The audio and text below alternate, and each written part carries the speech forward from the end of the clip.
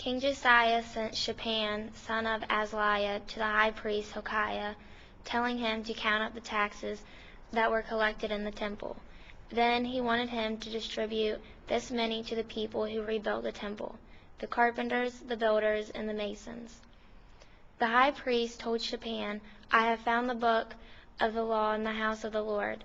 He then gave the book to Shaphan and told him to show it to the king. Shaphan then read the book to the king aloud. The king was very angry, sad, and afraid. He was afraid because the book of the law told him how his ancestors disobeyed and angered him.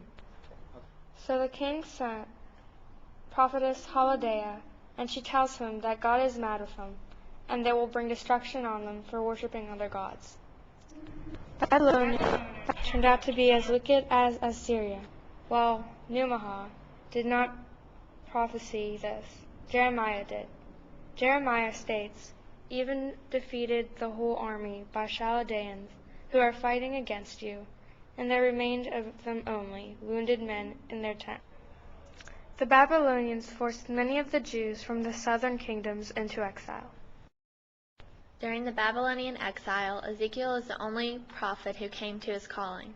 When God spoke through him, he told him the exiles are being punished for their infidelities and idolatry, but will eventually be restored. He assured them that the national powers that have forced them into exile are under his control. After the Babylonians had deported the Jews a third time in 582 BC, their strength began to wear. Cyrus of Persia came into power. He was religiously tolerant, and beginning in 535 BC, he allowed the Jews to return home and restored the temple in Jerusalem. The Babylonian Exile. In 742 BC, Isaiah received his call to be a prophet. He was in Jerusalem's temple at the time. Later he became an advisor to Ahaz, the king of Judah. When Ahaz's throne was threatened, Isaiah told him to have faith.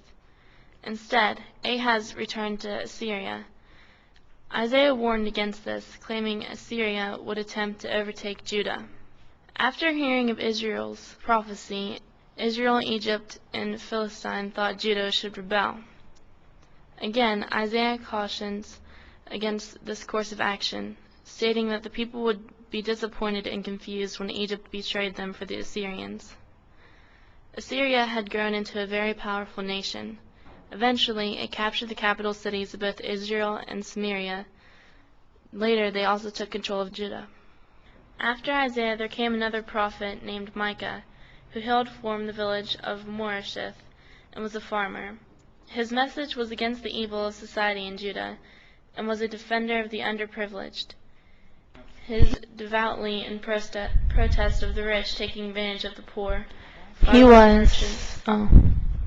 corrupt judges and prophets.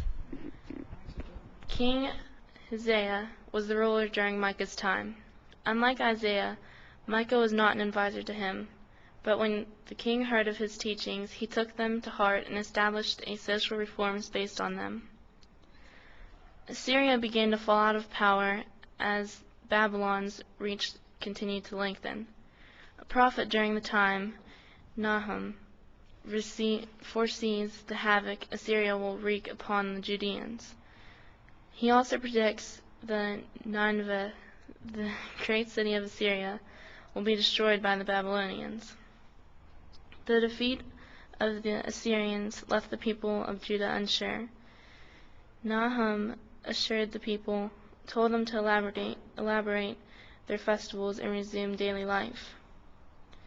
Judaism was reformed during the reign of Josiah.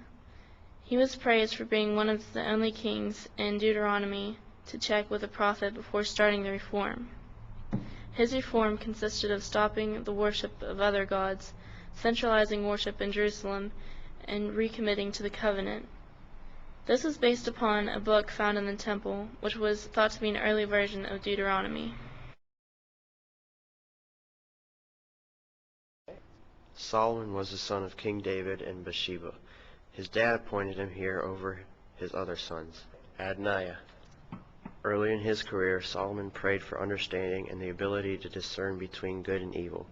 He did not ask for long life or for victory in battle.